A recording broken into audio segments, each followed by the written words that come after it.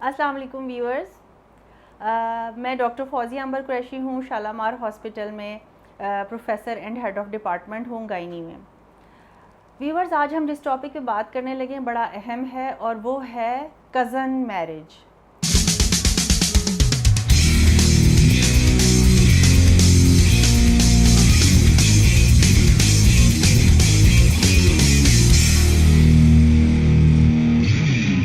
اپنی ڈیلی کی clinic practice میں دو چار ایوری ڈے پیشنٹس ایسے دیکھتی ہوں جن کی کزن میرج ہے اور کزن میرج کے بعد ان کو ڈفرینٹ نوعیت کے پرابلمس کا سامنا ہے, اور پرابلمس کی اتنی بڑی وائڈ رینج ہے.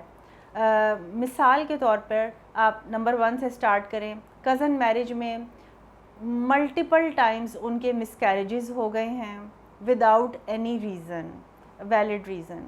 اس کے علاوہ ان کے بچے ایب نارمل پیدا ہوئے ہیں, ان میں کسی کو برین کی کوئی ایب نارمیلٹی تھی, نوزائیدہ بچے اور یا فیٹسز یعنی کہ حمل کے دوران ہی جو ایب نارمیلٹی ڈیٹیکٹ ہوئی, برین کی ایب نارمیلٹی, اسپائن کی ایب نارمیلٹی, چیسٹ کی ایب نارمیلٹی. اس کے علاوہ اور بھی بہت سارے ایسے اسٹرکچرل, بیبی کے اسٹرکچر اور اعضاء کی بناوٹ سے ریلیٹڈ بہت سارے پرابلمس. اس کے علاوہ اگر بیبی وہاں پر بھی ٹھیک ہے تو پیدائش کے بعد اس کو inborn errors of metabolism, different قسم کی مسل کی ویکنس اور لیور کے پرابلمز اور جانڈس کے پرابلمز جو کہ ہیریڈیٹری پرابلمز تھے ان کے پیدائشی بیبیز کے. اس کے علاوہ پیدا ہونے کے بعد بھی اگر بیبی سروائیو بھی کر جاتے ہیں تو پھر اس کے بعد بھی اور کسی قسم کے ذہنی معذوری کے پرابلمز, آئیز کے سے جڑے پرابلمز, آئی سائٹ سے یا نائٹ بلائنڈنس سے جڑے پرابلمز. اس کے علاوہ خون جمنے کی صلاحیت پوری نہ ہونے کے پرابلمز, تھیلاسیمیا کے پرابلمز, اور بھی اس قسم کے خون کی کمی کے اور خون کے گودے کے اور لیور کے پرابلمز. ان تمام بنیادی موروثی پرابلمس کی جو بیس دیکھی جا رہی ہے میکسیمم وہ ہے انٹر کزن میرجز, اور وہ بھی جنریشن تر جنریشن. بہت زیادہ ایب نارمیلٹیز. ہم ان تمام ایب نارمیلٹیز پر کس طرح قابو پا سکتے ہیں؟ ویورز, خواتین اور پورے کپلز جب آتے ہیں ڈسکشن کرنے تو ان کا ڈسکشن کا پوائنٹ نمبر 1 یہ ہوتا ہے کلینک میں کہ دیکھیے ہمارے ساتھ جو دوسرے کزن ہیں, یعنی کہ اگر یہ دونوں میاں بیوی آپس میں کزنز ہیں تو انہی کے پیرالل ایک اور ان کے کزنز ہیں جن کی بھی آپس میں شادی ہوئی اور ان کے تو بچے نارمل ہیں, لیکن ہمارے ہی بچے ایب نارمل کیوں ہیں؟ میں ان کو یہ سمجھاتی ہوں کہ دیکھیے آپ صرف اپنی فیملی کے ارد گرد نیرو ویژن کے ساتھ دیکھ رہے ہیں.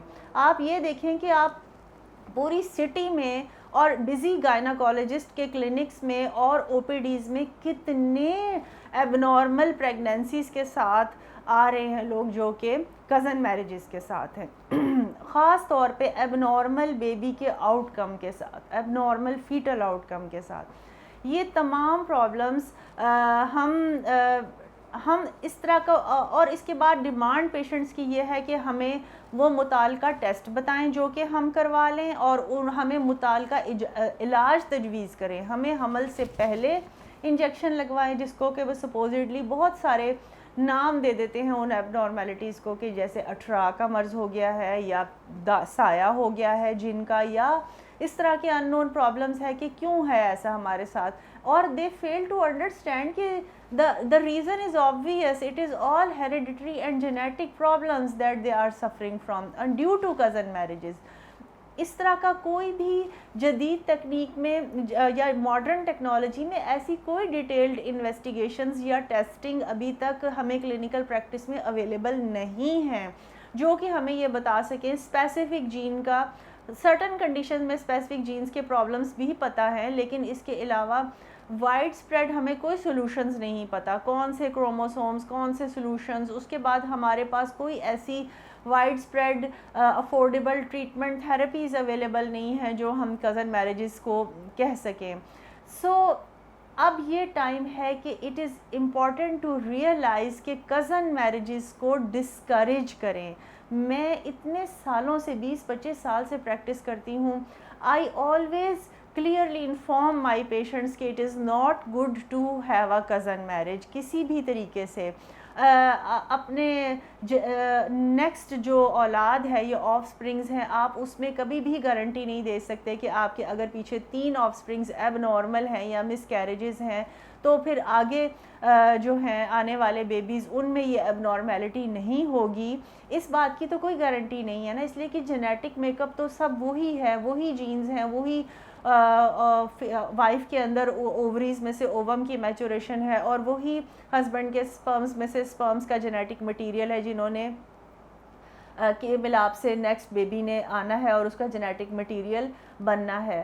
سو اگر آپ کے نارمل بیبیز کزن میرج ہونے کے باوجود اف یو ہیو بالکل نارمل اولاد اینڈ نارمل فیملیز تو پھر it is just by chance and it is a good luck. لیکن وہ بائی چانس ایب نارمل بھی ہو سکتے ہیں اور ایب نارمل کی ہونے کا رسک بہت زیادہ ہے. ایون 50% سے بھی زیادہ رسک ہے کہ ایب نارمیلٹیز آئیں گی اگلی چلڈرن میں, اگلی پریگنینسیز میں, اور ایب نارمل پریگنینسیز آئیں گی.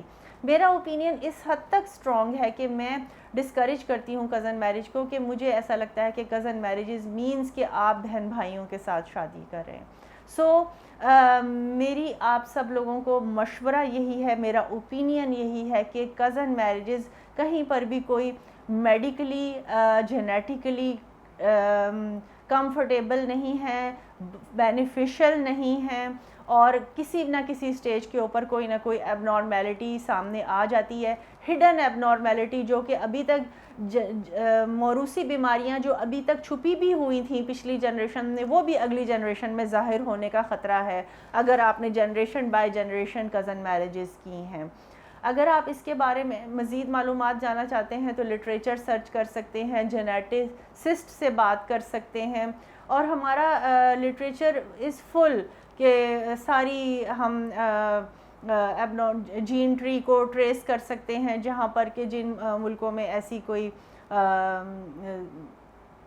فیسلٹیز اویلیبل ہیں اور لیبارٹری ورکنگ اویلیبل ہے, لیکن سٹل اس کا ٹریٹمنٹ مؤثر شاید اویلیبل نہیں ہے. تو بہرحال یہی ہے میرا اوپینین, یہی ہے کہ cousin marriages is not a good thing. تو جہاں تک ہو سکے آپ اپنی اگلی جنریشن کو سیو کرنے کے لیے یہ سٹیپ لیں اور اس پہ سٹینڈ لیں. آپ کا بہت شکریہ. میں ڈاکٹر فوزیہ عنبر قریشی ہوں, department of obstetrics gynae Shalamar hospital میں professor and head of department. اس کے علاوہ ایوننگ کلینکس ہیں. مجھے دعاؤں میں یاد رکھیے گا.